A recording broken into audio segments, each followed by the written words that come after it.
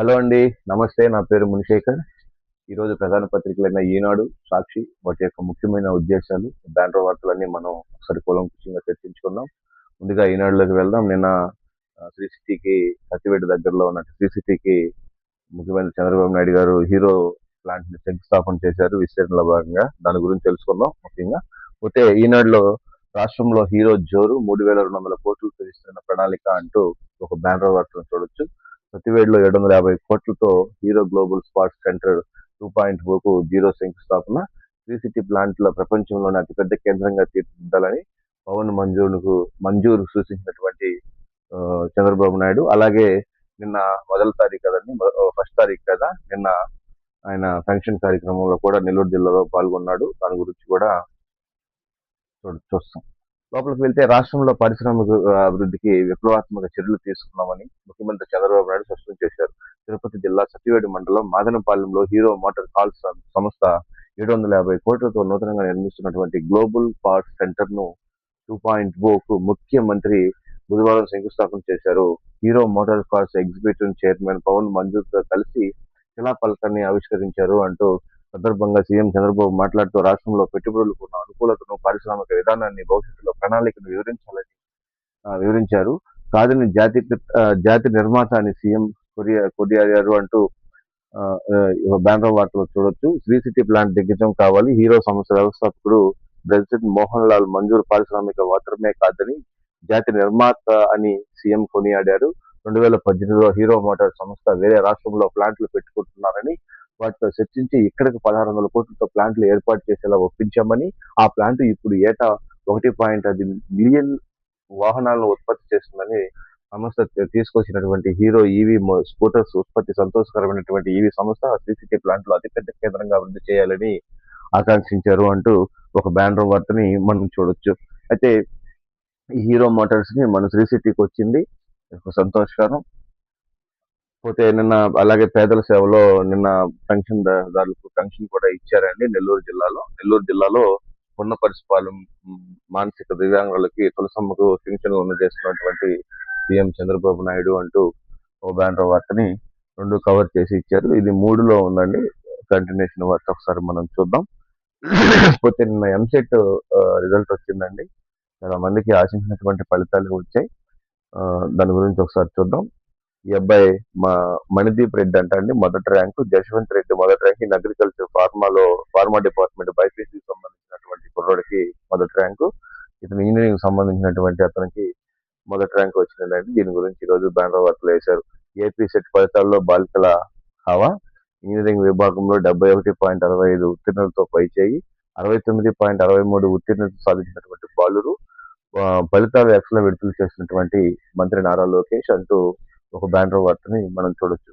అయితే ఇవి మొన్న వస్తామని చెప్పాయండి, దాన్ని పోస్ట్ పోన్ చేసి నైట్ వదిలినట్టున్నారు. దీని గురించి వేశారు. ఒక ఇంజనీరింగ్ వ్యవస్థ ఫార్మసీ కోర్సులో ప్రవేశానికి నిర్వహించినటువంటి ఏపీ సెట్ ఫలితాలలో 74.62 మంది విద్యార్థులు అర్హత సాధించారు. ఇంజనీరింగ్ లో 70.52%, వ్యవసాయ ఫార్మసీ అంటే బైపీసీ స్ట్రీమ్ లో 89.59 మంది అభ్యర్థులు పొందారు.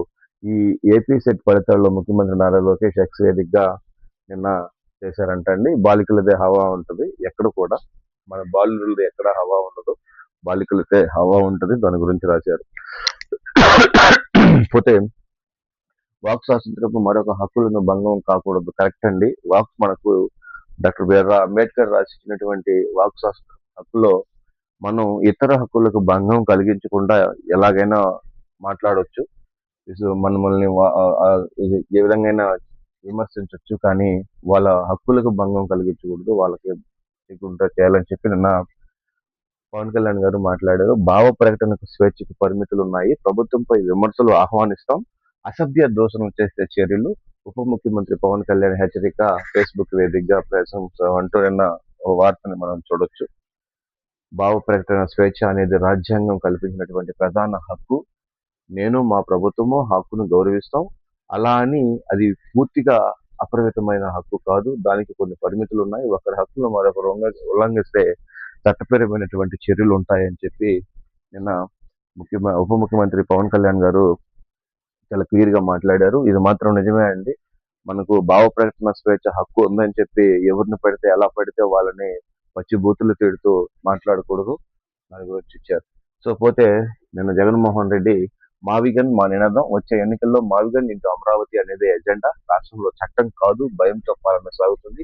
మాజీ ముఖ్యమంత్రి జగన్మోహన్ రెడ్డి విశాఖను వదిలేసినట్లేనా అన్న ప్రశ్నకు సమాధానాలు ఇవ్వాలనేటువంటి వైనం అంటూ ఒక వార్తని మనం చూడొచ్చు.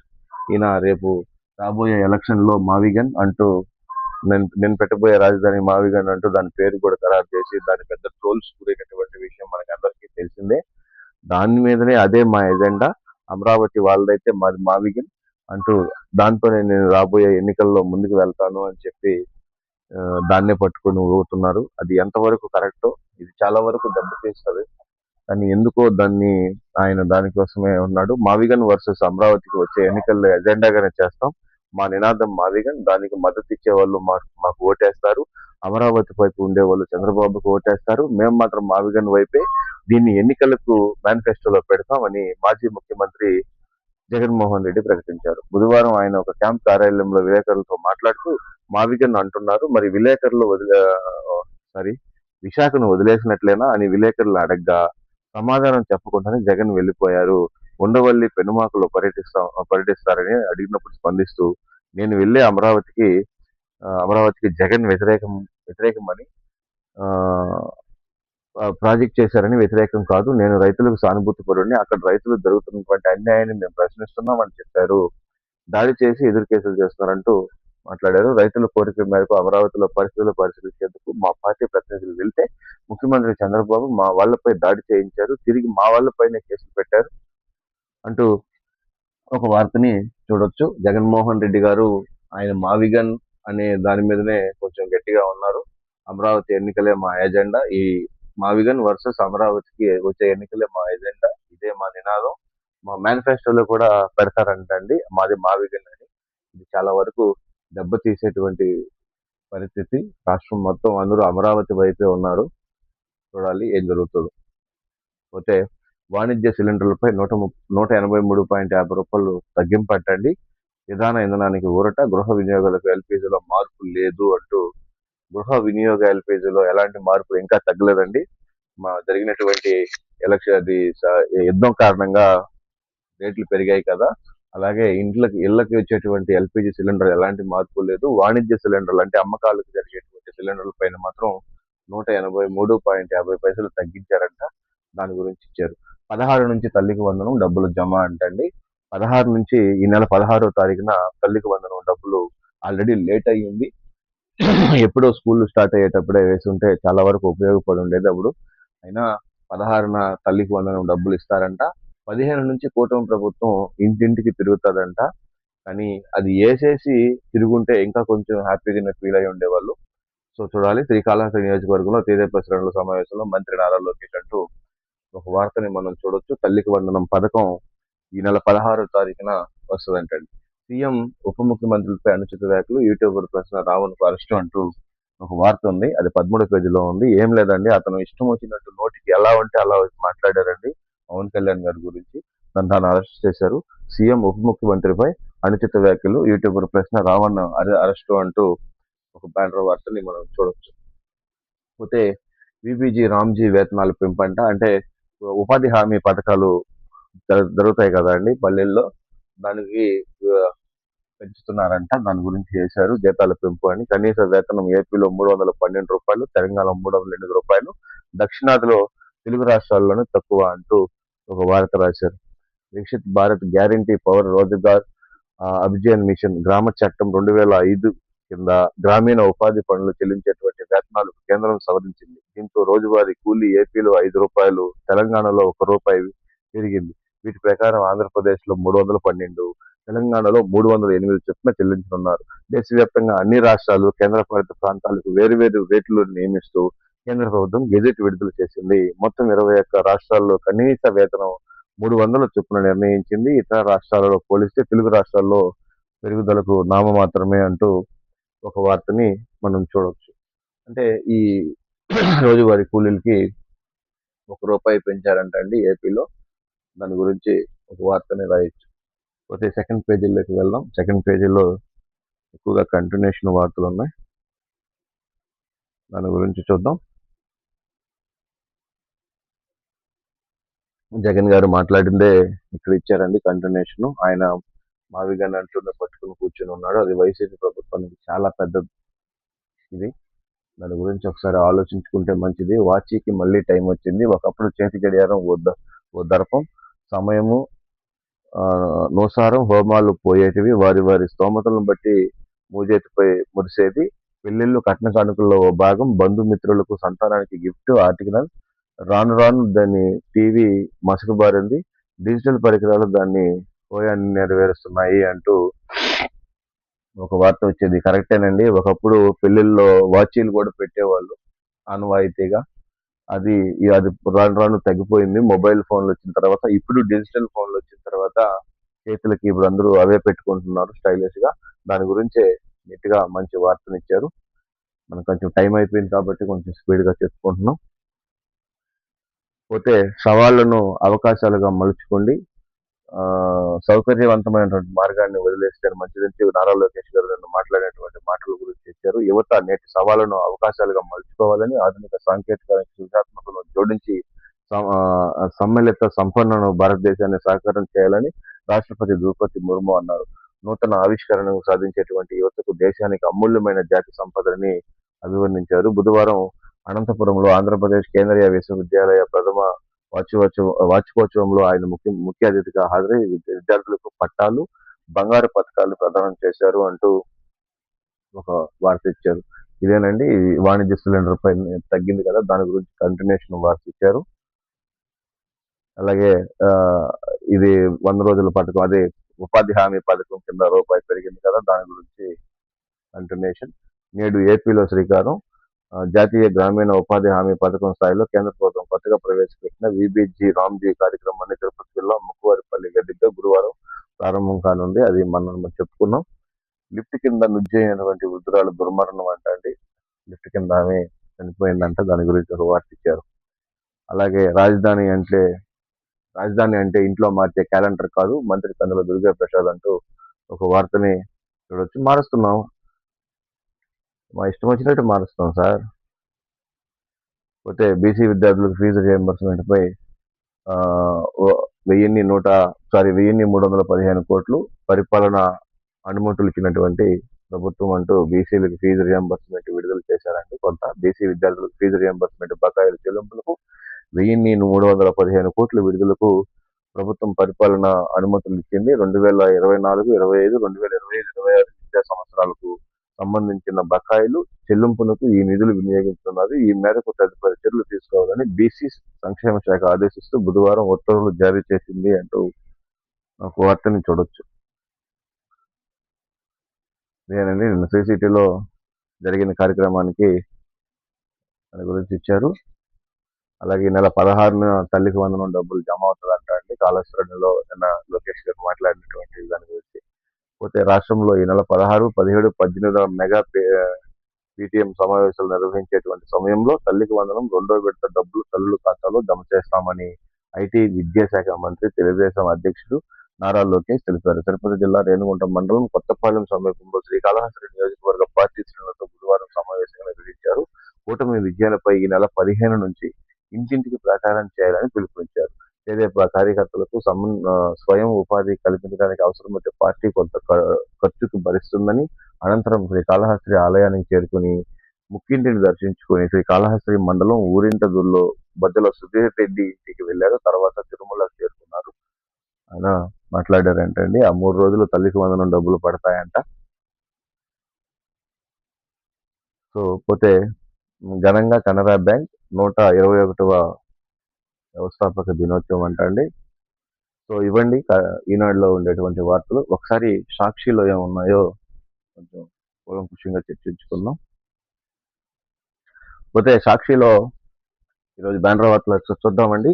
హే రామ్ సేవ్ ఆంధ్ర, బాబు పాలన అంటే మోసాల గ్యారంటీ అంటూ నిన్న జగన్మోహన్ రెడ్డి మాట్లాడినటువంటి విధానం గురించి ఒకసారి ఇచ్చారు. రాష్ట్రంలో జంగల్ రాజు పాలన తీవ్ర స్థాయిలో ధ్వజమెత్తినటువంటి వైఎస్ జగన్ అంటూ ఒక వార్తని మనం చూడొచ్చు. తన అవినీతిని, దోపిడీని ప్రశ్నించే గొంతులను నొక్కేస్తున్నటువంటి చంద్రబాబు చట్టాన్ని, పోలీసు వ్యవస్థను చేతుల్లోకి తీసుకుని దారుణంగా వ్యవహరిస్తున్నటువంటి సీఎం. రాష్ట్రంలో రూల్ ఆఫ్ లా లేదు, భయం రాజ్యం వెళ్తుంది. సాయికృష్ణను లాకప్ డెత్ చేసి శవం మాయం చేశారు. 46 రోజుల పాటు తల్లికి బూడిది కూడా ఇవ్వకుండా కప్పిపెట్టారు. నేను వెళ్ళి 4 రోజులు గానీ అరెస్ట్ గానీ చేయలేదు. శవాన్ని మాయం చేసినట్లుగానే సాయికృష్ణ గురించి మాట్లాడారండి. క్లౌడ్ సర్వీస్ లో 90 రోజుల పాటు ఉండాల్సినటువంటి ఫుటేజ్లు ఎక్కడ? పోలీసు అధికారులు ఫోన్లు, మెసేజ్లు, కాల్స్ రికార్డులు ఎందుకు పరిశీలించడం లేదు? ఆ తల్లి వేదన పడుతూ పెట్టుకున్నటువంటి అర్జీలకు విలువ లేదా? పోలీసులు వెతుకుతూ ఆత్మహత్య చేసుకున్నటువంటి క్రాంతి కుమార్ మరణ వాంగ్మూలానికి విలువ లేదా? జరిగినటువంటి దాని గురించి ఆయన మాట్లాడారండి. దాని గురించి ఇచ్చాడు. రైతులను గాలికి వదిలేసినటువంటి చంద్రబాబు ప్రభుత్వం ఆర్బీకేఈలు, ఈ క్రాప్ పంటలకు బీమా, ఇన్పుట్ సబ్సిడీ, గిట్టుబాటు ధరలు స్థిరీకరణ నిధి ఇలా అన్నిటినీ భ్రష్టుపరుస్తున్నారు అని చెప్పు ఒక వార్త వచ్చింది. నిప్పులు చెలరైనటువంటి వైఎస్ఆర్సీపీ అధ్యక్షుడు వైఎస్ జగన్ వచ్చే ఎన్నికల్లో మావిగన్ ఇంటూ అమరావతి అండి ఈనాడులో రాసినటువంటి వార్తలండి. రాష్ట్రంలో ఏ పంటకు గిట్టుబాటు ధర లేదు. వరుసగా రెండో ఏడాది పొగాకు, మామిడి రైతులకు తీవ్ర నష్టాలు. బాబు పొగాకు కంపెనీలతో సమావేశమై మరుసటి రోజే ధర పతనం. అస్సడాలు నిర్వహణ చేసి ఆక్వా రైతులకు ద్రోహం తలపెట్టారు. కంపెనీలన్నీ కుమ్మక్కమై ఫీడ్ ధరలకు కిలో ₹4 నుంచి 16 మేరకు పెంపు. అదే సమయంలో రొయ్యల ధర 100కి పడిపోయింది. 270 నుంచి 200కు పడిపోయినటువంటి దుస్థితి. తోతాపూరి మామిడి గిట్టుబాటు ధరలకు రోడ్డెక్కినటువంటి రైతులు అంటూ ఒక వార్తని చూడొచ్చు. ఆయన ఏమేమి మాట్లాడారని చెప్పి క్లియర్ గా చేసుకున్నారండి. అవినీతి రాజ్యం మేలుతుంది, దోపిడీ ఎక్కువైపోయింది, గొంతుకు నొక్కేస్తున్నారు చంద్రబాబు నాయుడు అని మాట్లాడినటువంటి మాటలు కదా. ఇవన్నీ క్లియర్ గా చెప్పుకుంటే 2 గంటలు పడుతుందండి. కొంచెం క్లియర్ గా చెప్పేసుకుంటున్నాం పైనే. సారీ, సాయి గాదికృష్ణ గురించి మాట్లాడినటువంటి మాటల గురించి మనం చెప్పుకుంటున్నాం. అలాగే నా ప్రాణాలకు ముప్పు, తనను పోలీస్ కస్టడీలోకి ఇవ్వద్దన్నటువంటి సిఐ నాగరాజు అంటూ ఒక వార్త చూడొచ్చు. ఇప్పటికే అన్ని వివరాలు చెప్పామని న్యాయమూర్తి స్పష్టీకరణ. పెద్దల పేర్లు బయటకు రాకుండా అడ్డు తొలగించేటువంటి కుట్ర. ఈ క్రమంలోనే విచారణకు సహకరించడం లేదన్నటువంటి సిట్. పరస్పర విరుద్ధ విషయాలతో సర్కార్, పోలీసు పెద్దలకు కుతంత్ర బట్టబయలు. టీడీపీ పెద్దల భూదంద నేపథ్యంలో సాయికృష్ణ లాకప్ డెత్, హత్య. ఇందుకు ప్రత్యేక సాక్షి పాత్రధారి సిఐ నాగరాజే. ఆయన నోరు విప్పితే ఇక్కడ నోరు మూయించేటువంటి పన్నాగం అంటూ సాయి రాధాకృష్ణ గురించి, సిఐ నాగరాజు గురించి ఆయన ప్రాణాలకు ముప్పు అంటూ ఒక వార్తను చూడొచ్చు. ఏపీలో ఉపాధి కూలీలు పెంపు అంటండి. ఈనాడులో మాత్రం ₹1 పెంపు అన్నారు. ఈడ మాత్రం ₹5 మాత్రమే పెంపు అని చెప్పి రాశారు. పోతే నిన్న ఫలితాలు వచ్చాయి కదండి ఏపీ సెట్ గురించి, దాని గురించి రాశారు. అలాగే ఇదే సాయి గాదికృష్ణ గురించి పోతే నిన్న ద్రౌపది ముర్ము గారు మాట్లాడినటువంటి దాని గురించి ఇచ్చారు. యువత దేశానికి అమూల్య సంపదన అంటూ మాట్లాడినటువంటిది. ఆగస్టు 30న నీట్ పీజీ అంటండి వస్తుందంట. తర్వాత 3న బంగాళాఖాతంలో అల్పపీడనం అంటూ ఒక వార్త చూడొచ్చు. జమ్మలమడుగులో ఉద్రిక్తత. సున్నపురాళ్ల వద్ద జేఎస్డబ్ల్యూ స్టీల్ ప్లాంట్ పరిశీలనకు వైఎస్ఆర్సీపీ నేత ప్రయత్నం. శాంతి భద్రత సమస్య అంటూ అడ్డుకున్నటువంటి పోలీసులు. సీఎం చంద్రబాబు తీరుపై నేతల ఫైర్. తాము చేపట్టినటువంటి పనులు కొనసాగించుకుంటా 2 ఏళ్లుగా అడ్డుకున్నటువంటి ఆగ్రహం. ఇప్పటికే మరోసారి శంకుస్థాపన నాటకం ఆడుతున్నటువంటి ఆందోళన అంటూ ఒక వార్తలో చూడొచ్చు. సో ఇదండి సాక్షిలో ఉన్నటువంటి బ్యానర్ వార్తలు. కొంచెం స్పీడ్ గా చెప్పుకున్నాం. ఇప్పటికే టైం అయిపోయింది, 6 అయిపోతా ఉంది. సో ప్లీజ్ మీరు లైక్ చేయండి, సబ్స్క్రైబ్ చేయండి కంటెంట్ నచ్చితే. Thank you.